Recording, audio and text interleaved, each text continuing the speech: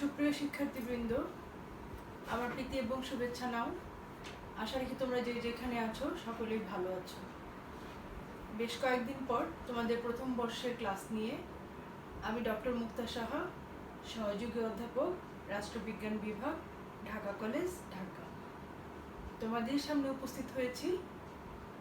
আশা রাখি আগের যে ক্লাসগুলো তোমাদের করানো হয়েছে তোমরা সেগুলি খুব ভালোভাবে করেছো এবং এই ক্লাসগুলির মধ্য দিয়ে যে প্রশ্নগুলি তোমাদের সামনে এসছে সেই প্রশ্নের প্রস্তুতিও তোমরা গ্রহণ করেছো। আমি তোমাদেরকে বারবার করে বলেছি যে আমরা একটা কঠিন অবস্থার মধ্য দিয়ে যাচ্ছি। অবস্থা যত কঠিনই হোক, আমাদের মনের শক্তি এবং শরীরের শক্তি মিলিয়ে আমাদেরকে এই অবস্থা থেকে উত্তরণ ঘটাতে হবে এবং আমরা আশা করি মহান সৃষ্টিকর্তা আমাদের খুব শীঘ্রই আবার আমাদের সুদিন ফিরিয়ে দিবে, আমরা আবার স্বাভাবিক কার্যক্রমে ফেরত যাব। জীবন চলমান, কোনো কিছুই থেমে থাকে না। আজকে তোমাদের আগের বর্ষের প্রথম বর্ষের ফল প্রকাশিত হলো। আমাদের রাষ্ট্রবিজ্ঞানের ফলাফল ঈশ্বরের কৃপায় অনেক ভালো হয়েছে এবং আশা রাখি তোমরা এই বছর যারা আছো তারা এই ধারাটা অব্যাহত রাখবে। আমরা খুব তোমাদেরকে পেয়ে যখন প্রথম ক্লাসগুলো নিয়েছি আমরা শিক্ষক মণ্ডলীরা আলোচনা করতাম যে তোমাদের মধ্যে বেশ কিছু ভালো শিক্ষার্থী আমরা পেয়েছি। কাজে একটা দুরবস্থার মধ্য দিয়ে গেলেও তোমরা বাসায় বসে নিজেরা নিরাপদ থাকবে, পরিবারকে নিরাপত্তা দেওয়ার পাশাপাশি তোমরা পড়াশোনায় মনোযোগী হবে, কারণ এই সময়টাকে আমাদেরকে খুব ইতিবাচকভাবে ব্যয় করতে হবে। নাহলে কি হবে, বিভিন্ন ধরনের সমস্যা আমরা যদি ভয় থাকবে, আমরা কিন্তু ভয় পেয়ে নিজেকে গুটিয়ে নিই, তাহলে নানা ধরনের মানসিক সমস্যায় আমরা আক্রান্ত হব এবং এই মানসিক সমস্যাগুলি আস্তে আস্তে আমাদের শারীরিক সমস্যায় রূপান্তরিত হবে। কাজেই অনেক কঠিন এই রোগটা, অনেক অনেক দুরারোগ্য রোগ, অনেক সংক্রামিত সংক্রামিত হয়ে গেছে সারা বিশ্বে। তারপরেও আমি বলবো যে আমাদেরকে সাহসের সঙ্গে মোকাবেলা করতে হবে, কারণ আমি সাহস হারিয়ে আমার কোনো লাভ নেই। এমন যদি হতো যে আমি ভয় পেলে আমি এখান থেকে বেঁচে যাচ্ছি, তাহলে আমি বলতাম যে তোমরা ভয় পাও। কাজে যেহেতু আমাদের এই সমস্যাটাকে এড়ানোর কোনো উপায় নেই, কাজে আমাদেরকে এর মধ্য থেকেই ভালো কিছু বের করে আনার সর্বোচ্চ চেষ্টা করতে হবে। আমি বারবার করে বলি যে আসলে শুধু এই যে আমরা শিক্ষা কার্যক্রমের মধ্যে আমরা যে পড়াশোনা করি, তোমরা যে রাষ্ট্রবিজ্ঞানে পড়ছো, এরকম একটা একটা কি বলবো, এনরিচ একটা সাবজেক্টে তোমরা পড়ছো, এত কিছু এই সাবজেক্টের মধ্যে আছে, কুল কিনার নাই। তোমরা যদি এর ভেতরে ঢোকো তাহলে তোমরা বুঝতে পারবে যে আমরা শুধু আমরা ঠিক আছে, আমরা একটা ভালো রেজাল্ট করবো, আমরা একটা সার্টিফিকেট পাবো, ইটস অলরাইট, কিন্তু এখান থেকে শিক্ষাটা কি একটা জীবন। আমাদের এখন মনে করো যে এই করোনায় যারা যারা চলে যাচ্ছে, এরা তো চলেই যাচ্ছে, কিন্তু যারা বেঁচে থাকবে এদেরকে তো চলতে হবে, জীবনটাকে চালিয়ে নিতে হবে। কাজেই জীবনে বেঁচে থাকার জন্য যা কিছু উপকরণ, যা কিছু প্রয়োজন আমি মনে করি যে এটা আমার না, অনেকেরই হয়তো এই ধারণাটা হবে যে আমাদের যারা রাষ্ট্র দার্শনিক ছিলেন প্রত্যেকে এই মনের শক্তি অর্জন করা যায় কিভাবে, বা যে কোনো সমস্যাকে মোকাবেলা করার জন্য কী ধরনের মানসিক প্রস্তুতি আমাদের দরকার, কিভাবে আমরা এই শক্তি অর্জন করতে পারি, সেই দিক নির্দেশনা তারা দিয়ে গেছে। কাজে আমরা শুধু মুখস্থ করার জন্য, পরীক্ষার নাম্বারের জন্য আমরা পড়বো না, এই দার্শনিকদের আমরা ভেতরে আমাদের মননে লালন করব এবং তাদের কাছ থেকে একটু একটু করে ভালো শিক্ষাগুলি আমরা গ্রহণ করে আমরা আমাদের জীবনটাকে সুন্দর করব। একটাই জীবন, এই জীবনটাকে সুন্দর করার দায়িত্ব আমাদের প্রত্যেকের, এবং কে কিভাবে জীবনকে সুন্দর করবে এটাও তার নিজস্ব ব্যক্তিসত্তার উপরে নির্ভরশীল। মানুষের প্রত্যেকটা মানুষ আলাদা, যদি যমজও হয় তারপরেও সে আলাদা একটা সত্তা, কাজে তার সমস্ত কিছু আলাদা। কিছু কিছু মিল হয়তো থাকবে, কমন মিল, কিন্তু পার্থক্য থাকবেই, এটা সৃষ্টিকর্তারই লীলা। তো যাই হোক, আমি বলবো যে তোমরা এই শিক্ষাবিদদের কাছ থেকে, এই দার্শনিকদের কাছ থেকে তোমরা ভালো কিছু রপ্ত করবে, ভালো কিছু ভেতরে ধারণ করবে, তাহলে কি হবে, আমরা মানে আমাদের আত্মাটা সুন্দর হবে, আমাদের মনটা সুন্দর হবে, এবং মনটা সুন্দর হলে আমরা সেই সুন্দর মন নিয়ে আমরা কাজ করতে পারবো, আমরা সামনের দিকে এগিয়ে যেতে পারবো। যতদিন আমরা বেঁচে থাকবো ততদিন আমাদেরকে আগামীকালের চিন্তা করতে হবে এবং আজকের দিনটাকে সফল করার চেষ্টা করতে হবে। তো এই শুভকামনা জানিয়ে তোমাদের প্রতি আজকে আমি আমার ক্লাস শুরু করছি। তোমরা প্রথম বর্ষে জানো খুব ভালো করে যে আমি যে পেপারটা পড়াই সেই পেপারটা হলো ancient and medieval western political thought. আমি তোমাদেরকে যে কথাটা প্রতি ক্লাসেই মনে করে দিই সেটা হলো যে এই পেপারটি আর অন্য পেপারগুলির চেয়ে একটু স্বতন্ত্র, কারণ এখানে যে দার্শনিকেরা, বিশিষ্ট রাষ্ট্রচিন্তাবিদেরা যে দর্শন শাস্ত্র রেখে গেছেন, যে চিন্তাধারা রেখে গেছেন, সেগুলি আমাদেরকে হুবহু আমাদেরকে মনে রাখতে হবে, আমাদেরকে লিখতে হবে, আমাদেরকে মানে ধারণ করতে হবে। কারণ প্রত্যেক চিন্তাবিদের আলাদা, আমি যে বললাম একটু আগে যে প্রত্যেকটা মানুষ স্বতন্ত্র। দেখো আমরা জানি যে গ্রিক দার্শনিকদের মধ্যে সক্রেটিসকে যদি আমি আদিগুরু ধরি, সক্রেটিসের হাত ধরে এসছেন তারই সুযোগ্য শিষ্য প্লেটো, প্লেটোর হাত ধরে এসছেন তারই সুযোগ্য শিষ্য অ্যারিস্টটল। আমরা বিস্তারিতভাবে প্লেটো অ্যারিস্টটলের বিভিন্ন থিওরি বা তত্ত্ব আমরা আলোচনা করে ফেলেছি, অনেকগুলি ক্লাস আমরা করেছি। তোমাদের কাছে আমার অনুরোধ থাকবে, প্রসঙ্গক্রমে আমি বলে রাখি যে তোমরা ক্লাসগুলি ধারাবাহিকভাবে যে পেপারের যে ক্লাসগুলি তোমরা ফোল্ডার করে করে সেই ক্লাসগুলিকে তোমরা ধারাবাহিকভাবে রাখবে। কারণ একটা পড়তে গিয়ে যদি মনে হয় যে এই বিষয়টা আরেকটু আলোচনা করা দরকার, তখন তোমরা ওই ক্লাসটাতে গিয়ে প্রথম ক্লাস দ্বিতীয় ক্লাস একটা নোট করে রাখতে পারো এবং একটা ফোল্ডার করে রাখতে পারো, তাহলে তোমাদেরকে তোমাদের সুবিধা হবে পড়াশোনা করার সময়। এবং আরেকটা জিনিস মনে রাখবে যে এই যে আলোচনাগুলি, এই আলোচনাগুলি খুব সংক্ষিপ্তভাবে আমরা একটা বিষয়ের মানে সারমর্মটা তোমাদের সামনে তুলে ধরছি যতটা সহজ উপায়ে সম্ভব। আমি বলি যে এই পেপারটা একটু ভিন্ন, এই জন্যই যে প্লেটো যা মনে করেছেন, অ্যারিস্টটল যা ভেবেছেন, সেগুলি আমাদেরকে হুবহু মনে রাখতে হবে, পড়তে হবে। কাজেই এখানে নিজস্বতা, নিজের মনের মতো করে, যেমন অন্য কোনো পেপারে, মনে করো বাংলাদেশ পলিটিক্স বা অন্য যে কোনো পেপারে তুমি যদি বিষয়টা বোঝো, তাহলে তুমি নিজের মতো করে লেখার একটা ক্যাপাসিটি তুমি অর্জন করতে পারবে।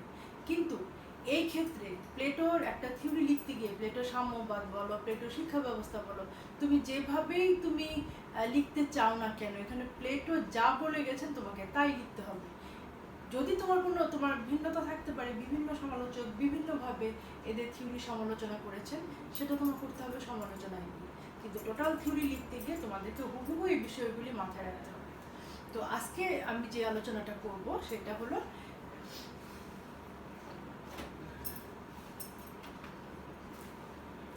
প্লেটো এবং অ্যারিস্টটলের মধ্যে তুলনামূলক আলোচনা। আমরা ইন্ডিভিজুয়ালি ভাবে, আলাদাভাবে প্লেটোর বিভিন্ন থিওরি আলোচনা করেছি, অ্যারিস্টটলের বিভিন্ন থিওরি আলোচনা করেছি, এবং দুজনের মধ্যে অলরেডি তুলনাও করা হয়ে গেছে অনেক আলোচনা প্রসঙ্গে। কিন্তু এই প্রশ্নের মতো করে মানে প্রশ্নের উত্তর কিভাবে হবে, এটা একটা আলাদা প্রশ্ন যদি থাকে, তোমাদের থাকতেই পারে, তাহলে তোমরা কিভাবে লিখবে সেই প্রস্তুতির জন্য আজকে আমার এই ক্লাস। তো আমরা সাধারণভাবে জানি যে প্লেটো এবং অ্যারিস্টটলের মধ্যে যদি আলোচনা করতে যাই, সাধারণভাবে তোমাদের যে প্রাথমিক ধারণাটা আছে সেটা হলো, আমরা খুব ভালো করে জানি যে প্লেটো হলেন একজন কল্পনাবিলাসী দার্শনিক আর অ্যারিস্টটল হলেন একজন বাস্তববাদী দার্শনিক। প্লেটো হলেন অ্যারিস্টটলের গুরু।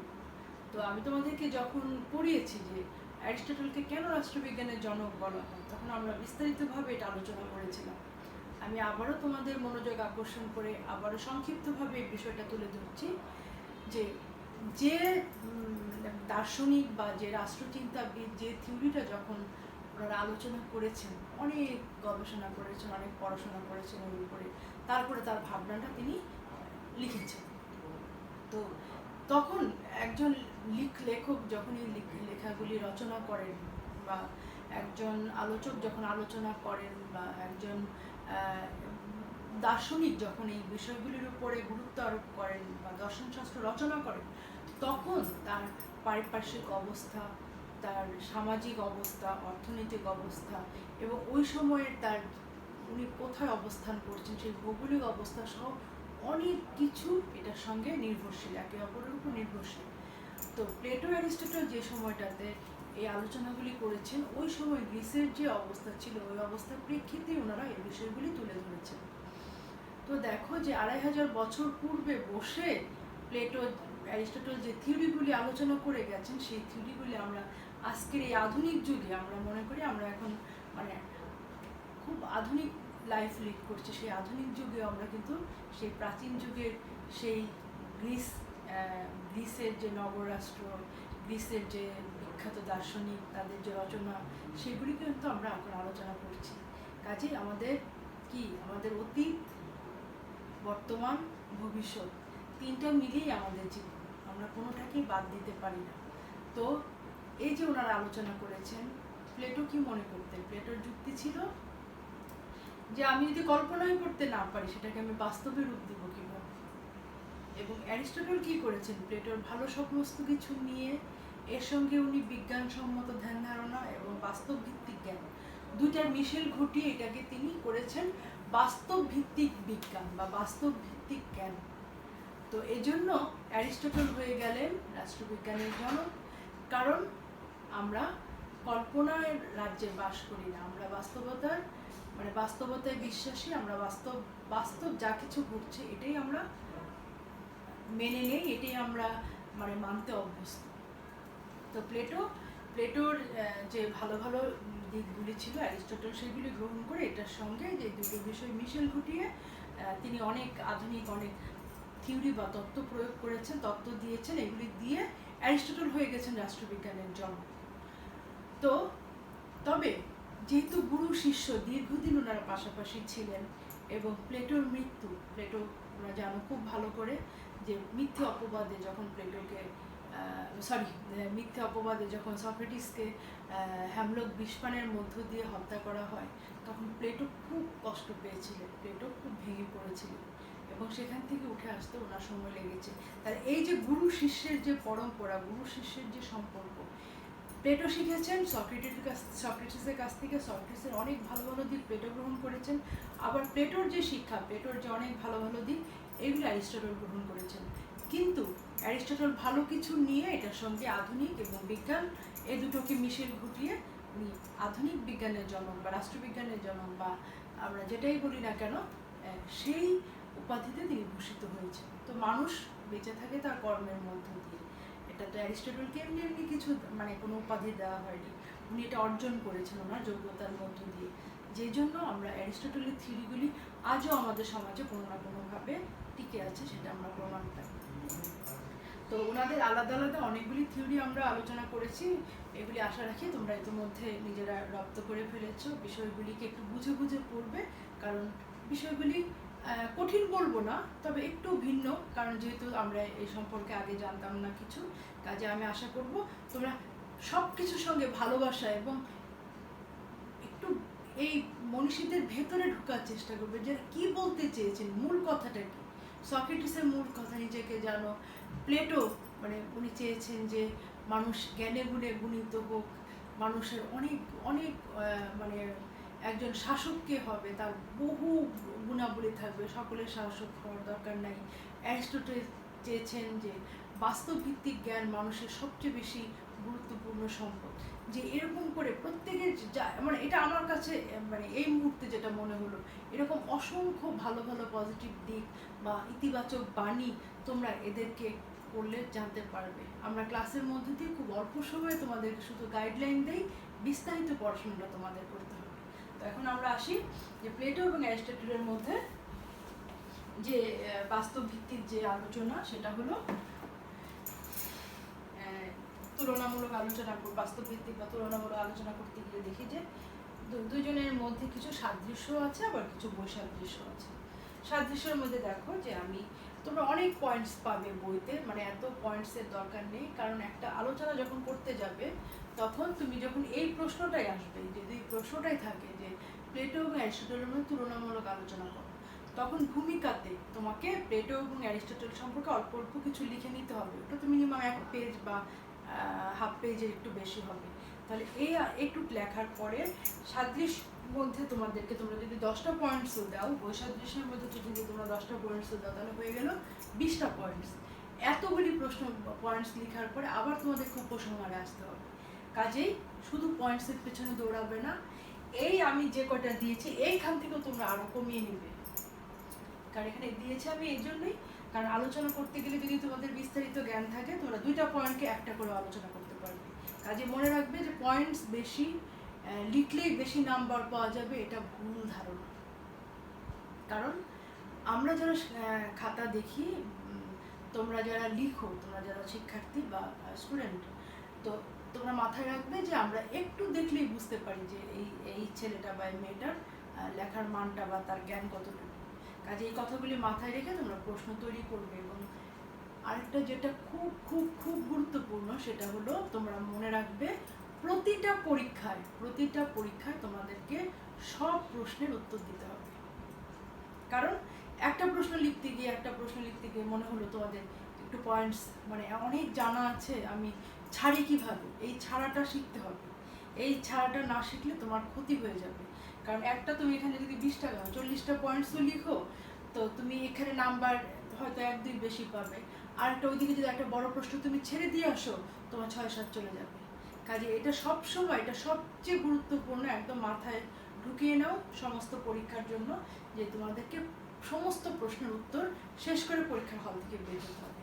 এই জন্য তোমাদেরকে আগে এটার জন্য হোমওয়ার্ক করতে হবে, যে কোন প্রশ্নের জন্য কতটুকু সময় তোমরা ব্যয় করবে, সব ক্যালকুলেশনগুলো তোমাদেরকে আগে করতে হবে। কিছুই যদি আগে ঠিক না করে পরীক্ষার হলে গিয়ে বসে করতে চাও, তখন কিন্তু এটা তোমরা হযবরল হয়ে যাবে। কাজেই তোমরা সব চিন্তা ভাবনাগুলি আগে করবে। তাহলে দেখো এই যে পয়েন্টসগুলি লিখেছি, এগুলি খুব সহজ এবং মানে অলমোস্ট সব আলোচনা করা হয়ে গেছে। তারপরে একটু একটু করে আমি তোমাদেরকে বলছি যে রাষ্ট্রকে জীবদের সঙ্গে তুলনা, রাষ্ট্রের উদ্দেশ্য, শিক্ষার উপর গুরুত্ব, সফিস বিরোধী, রাষ্ট্রীয় ঐক্য প্রতিষ্ঠা, আত্মার আন্দোলন, গণতন্ত্র বিরোধী, সরকারের শ্রেণী বিভাগ, দাসপ্রথা সমর্থক, ব্যক্তি স্বাতন্ত্র্যবাদ বিরোধী, নিম্ন শ্রেণী বিরোধী, রাষ্ট্রকে সীমাহীন ক্ষমতা অর্পণ। এই পয়েন্টসগুলি দেখো। তোমাদের মনে আছে যে আমি যখন প্লেটোর আদর্শ রাষ্ট্রটা তোমাদেরকে আগে পড়িয়েছিলাম, কারণ আদর্শ রাষ্ট্রের মধ্যে প্লেটোর যে সকল থিওরি, সবগুলি থিওরি প্রায় চলে আসছে। কারণ উনি কী চেয়েছিলেন? উনি চেয়েছিলেন যে এমন একটা আদর্শ রাষ্ট্র হবে, যে আদর্শ রাষ্ট্রের অবকাঠামোকে উনি জীবদেহের সঙ্গে তুলনা করেছেন। অ্যারিস্টটলও ঠিক তাই করেছেন। জীবদেহের সাথে তুলনা কি, এটা আমাদের উদাহরণ দিই। মনে করো আমি একটা জীব, আমি একটা মানুষ, তোমাদের সামনে দাঁড়িয়ে ক্লাস নিচ্ছি। তাহলে এই মানুষটা কিভাবে সম্ভব, কিভাবে এই যে আমি কথা বলছি, হ্যাঁ আমি তোমাদের সঙ্গে কথা বলছি, কিভাবে? এই মানুষের মধ্যে একটা আত্মা আছে, আত্মা এবং এই দেহ, এই যে জীব দেহ, যে আমাদের একটা অবয়ব আছে দেহ, এই দেহের মধ্যে যে আত্মা, এই দেহ এবং আত্মা সমন্বয়ে আমি একটা জীব, আমি তোমাদের সামনে দাঁড়িয়ে কথা বলছি, আমি একজন মানুষ। এখন মনে করো এই ক্লাস নিতে নিতে 1 সেকেন্ডে নাই ভরসা, এখন হট করে আমার আত্মাটা চলে গেল, তাহলে কি হলো? শুধু জীব দেহটা পড়ে রইল। তাহলে এই দেহ এবং আত্মা যদি বিচ্ছিন্ন হয়ে যায়, কোনোটাই মানে কোনো ওইভাবে মূল্য নেই। এই দেহটা একটা আলাদা হয়ে গেল, আত্মাটা আলাদা ভেসে বেড়াচ্ছে, আত্মাও কোথাও মানে স্থির হতে পারছে না, আর দেহটা তো মূল্যহীন হয়ে গেল। মানে এটা আপেক্ষিক অর্থে বললাম। তাহলে বিষয় কি দাঁড়ালো? যে উনি কি করেছেন, প্লেটো সারা জীবন ধরে যে স্বপ্ন দেখেছেন যে আদর্শ রাষ্ট্রের যে কাঠামো সেটা হবে তোমার একটা দেহের মতো, এবং রাষ্ট্রের মধ্যে যে ন্যায় বিচার ওটা হলো আত্মা, এবং মানুষের দেহ এবং এই আত্মা মিলে যেমন মানুষ, ঠিক তেমনি রাষ্ট্রের মধ্যেও রাষ্ট্রের বাহ্যিক অবয়বের মধ্যে ন্যায় বিচারটা হবে রাষ্ট্রের মানে আত্মা স্বরূপ। একটা রাষ্ট্রে যদি ন্যায় বিচার না থাকে, সেটা কোনো রাষ্ট্রই না। তাই উনি রাষ্ট্রকে জীবদেহের সঙ্গে দুজনই তুলনা করেছেন। রাষ্ট্রের উদ্দেশ্য হলো কল্যাণ সাধন করা, ওনারা রাষ্ট্রের উদ্দেশ্য জনকল্যাণ, মানে জনগণের কল্যাণের জন্য যা কিছু করা দরকার সব কিছু ওনারা মানে করতে প্রস্তুত। অ্যারিস্টটলও ঠিক তাই করেছেন। শিক্ষার উপর গুরুত্ব, শিক্ষার কোনো বিকল্প নেই। এত হাজার বছর পূর্বেও প্লেটো এই গুরুত্বটা বুঝেছেন। তোমরা জানো যে প্লেটো শিক্ষা ব্যবস্থার মধ্যে কিভাবে তিনি শিক্ষাটাকে ভাগ করেছেন, প্রাথমিক শিক্ষা, উচ্চ শিক্ষা, এবং আমার ভাবলে অবাক লাগে যে বিষয়গুলিকে আমরা এখনও আমাদের জীবনে যারা প্রয়োগ করতে পারি তারাই এর ফল ভোগ করতে পারি। তিনি শারীরিক মানসিক বিষয়ের উপর কতটা গুরুত্ব দিয়েছেন। আমাদের মতো দেশে মানসিক বিষয়টাকে একেবারে হালকা করে দেখা হয়, কিন্তু এটা মোটেই ঠিক না। আর 10টা শারীরিক রোগের মতো মনেরও রোগ থাকতে পারে, কিন্তু আমরা মনের রোগ বা কারো মন খারাপ, কারো ডিপ্রেশন, কারো মানে ভাল লাগে না, এইগুলিকে আমরা খুব তুচ্ছ করে দেখি। এবং যদি কখনো কেউ ফলো করে এগুলি বলে, আমরা বলি তার পাগল হয়ে গেছে। এই যে আমাদের এই ভ্রান্ত ধারণা, এই ভ্রান্ত ধারণাগুলি থেকে আমাদের বের হয়ে আসতে হবে। তাহলেই আমরা প্লেটোর শিক্ষায় শিক্ষিত হতে পারবো। কারণ প্লেটো কি বলেছেন যে শারীরিক মানসিকভাবে যদি কেউ সুস্থ না থাকে, তাকে শারীরিকভাবে সুস্থ থাকার জন্য কি উপায়, মানসিকভাবে সুস্থ থাকার জন্য কি উপায়, তো এটা প্রত্যেকের আলাদা করে বের করে নিতে হবে যে কার কি করলে মনটা ভালো থাকে। মন ভালো না থাকলে শরীর খারাপ হবে, শরীর খারাপ হলে মন খারাপ হবে, বোথ আর রিলেটেড। কাজেই আমরা শরীর মন দুটোকেই সমানভাবে গুরুত্ব দেবো। আজকের প্রজন্মে তোমরা যারা আছো, আমি তোমাদের কাছে অনুরোধ করব যে কোনোটাকেই ছোট করে দেখার কোনো সুযোগ নেই। এবং যারা ছোট করে দেখবে তাদেরকে যুক্তি দিয়ে বোঝাবে, এবং যাদেরকে মনে করবে যে বোঝালে কাজ হবে না, তাদের সাথে এই বিষয়ে কোনো কথাই বলবে না। কিন্তু আমাদের প্লেটো এই 2500 বছর পূর্বে মনের কি গুরুত্ব, মনকে কিভাবে ভালো রাখা যায়, সেই বিষয়গুলি উনি উপলব্ধি করেছেন এবং আমাদের জন্য দিক নির্দেশনা দিয়ে গেছেন। অ্যারিস্টটলও ঠিক একই কাজ করেছেন। দুজনই ছিলেন সোফিস্ট বিরোধী। সোফিস্ট কারা?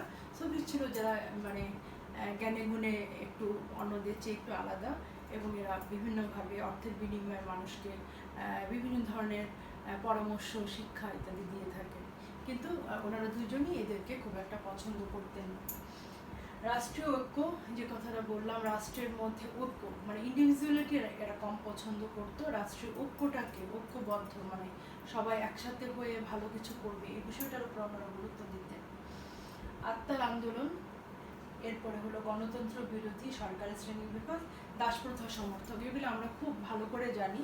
তো একটা বিষয় তোমরা মাথায় রাখবে যে এই বিষয়গুলি হলো যে এদের মধ্যে মিল, আর এটা হলো বৈসাদৃশ্য।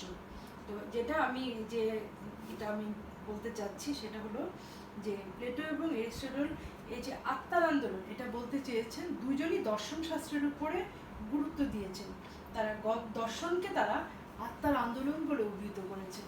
এই বিষয়টা তোমরা মনে রাখবে যে দর্শনকে তারা আত্মার আন্দোলন বলে অভিহিত করেছেন, দুজনই এক কথা বলেছেন। তাহলে মিলগুলি তোমরা দেখলে এগুলো খুব সহজ, এটাও খুবই সহজ।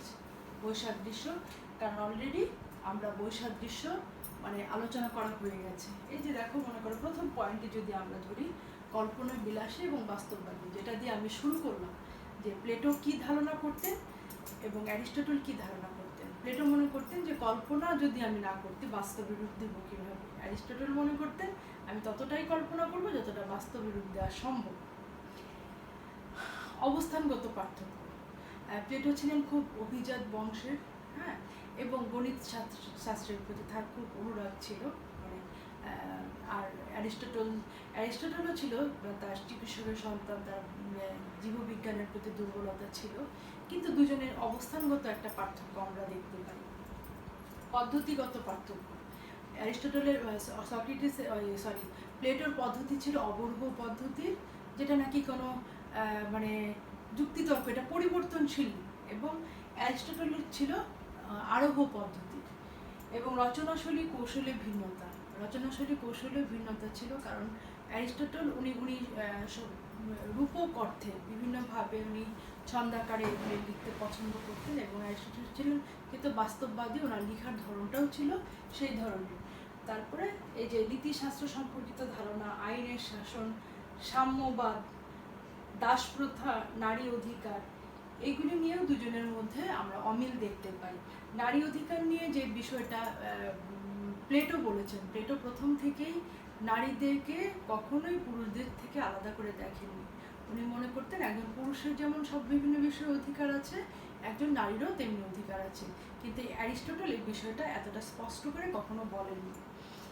রক্ষণশীল ও প্রগতিশীল, আমরা জানি যে প্লেটো একটু রক্ষণশীল ধরনের ছিলেন এবং অ্যারিস্টটল ছিলেন প্রগতিশীল। যেটা আমরা বলেছি যে প্লেটো ধ্যান ধারণাগুলি ছিল যে এগুলি মানে নিজের মধ্যে ধারণ করে এবং আদৌ এটা বাস্তবে সম্ভব কিনা, ওনার যে সারা জীবনের আদর্শ রাষ্ট্রের স্বপ্ন ছিল, উনি এটা নিয়ে ভাবতেন না বাস্তবে সম্ভব কিনা। তো উনি চিন্তাধারাটা একটু মানে গতানুগতিক বা রক্ষণশীল ধরনের ছিলেন। আর অ্যারিস্টটল সব কিছুকে বিজ্ঞানের সঙ্গে তাল মিলিয়ে, বাস্তব ভিত্তিক জ্ঞান মিলিয়ে এটাকে প্রগতিশীল মানে গতিশীল সামনের দিকে সময়ের সাথে তাল মিলিয়ে কিভাবে এটাকে আরও সামনের দিকে এগিয়ে নেওয়া যায়, অ্যারিস্টটলের এটাই ছিল মুখ্য উদ্দেশ্য। আর ব্যবহারিক ও তাত্ত্বিক, তাহলে আমরা খুব এই সমস্ত আলোচনা থেকে আমরা এই কথাটা বলতে পারি যে ব্যবহারিক যেটা হলো যে অ্যারিস্টটল যা কিছু আলোচনা করেছেন, যে থিওরিগুলি দিয়েছেন, এটা আমরা ব্যবহার করে আসছি এবং আরও অনেক অনেক অনেক দিন টিকে থাকবে অ্যারিস্টটলের থিওরিগুলি। অন্যদিকে তাত্ত্বিকভাবে প্লেটোর যে থিওরিগুলি দিয়েছেন, এটা মানে এটা তত্ত্বগতভাবেই সম্ভব, কিন্তু বাস্তবে এরকম তা খুব একটা সম্ভব বলে আমরা এখনো প্রমাণ পাইনি। তাহলে আমরা দেখি যে আমরা যদি মানে এখন এই যে তুলনামূলক আলাদা করে আলোচনা করার পরে আমরা যদি একটা কনক্লুশনে আসি, তাহলে কি দাঁড়াবে যে গ্রিক দার্শনিক হিসেবে প্লেটো, অ্যারিস্টটল মানে দুজনেই একটা বিশাল মানে জ্ঞানের ভাণ্ডার হিসেবে সমগ্র বিশ্ববাসীর কাছে প্রতীয়মান হয়ে আছেন এবং যতদিন পৃথিবী থাকবে, যতদিন রাষ্ট্রবিজ্ঞান থাকবে, ততদিন তারা তাদের এই জ্ঞান ছড়িয়ে যাবেন বিভিন্নভাবে। তো কিন্তু কাউকেই ছোট করে দেখার কোনো সুযোগ নেই। কিন্তু আলোচনা শেষে আমরা এটুকুই বলতে পারি যে অ্যারিস্টটল, প্লেটোকে আমরা কল্পনাবিলাসী বলে আখ্যায়িত করেছি এবং অ্যারিস্টটলকে আমরা বাস্তববাদী একজন দার্শনিক বলে আখ্যায়িত করে তাকে কি করেছি, রাষ্ট্রবিজ্ঞানের জনক এত বড় একটা উপাধিতে আমরা ভূষিত করেছি। তার মানে এই না যে কোনো অংশে প্লেটোকে আমরা ছোট করে দেখছি, মানে কাউকে ছোট করে দেখে না, যার যার অবস্থান তার তার জায়গায় দুজনের রচনাশৈলীর মাধ্যমে তাদের কৃতকর্মের মধ্য দিয়ে পৃথিবীতে মানে স্মরণীয় বরণীয় হয়ে থাকবেন। এই দুজন দার্শনিককেই আমরা প্রাণভরে শ্রদ্ধা জানাবো এবং দুজনের মানে রচনাশৈলীর মধ্য দিয়ে তারা আজীবন এই পৃথিবীতে টিকে থাকবে। তো আজকে এই পর্যন্তই। তোমরা এই আলোচনাটা খুব ভালো করে শুনবে, কয়েকবার শুনবে এবং যেভাবে আমি বললাম পয়েন্টসগুলি আলোচনা করে তোমরা এটাকে নোট করে ফেলবে। আগামী ক্লাসে আর একটা নতুন টপিক নিয়ে তোমাদের সামনে আমি উপস্থিত হব। সেই পর্যন্ত তোমরা সবাই ভালো থাকো। শুভরাত্রি।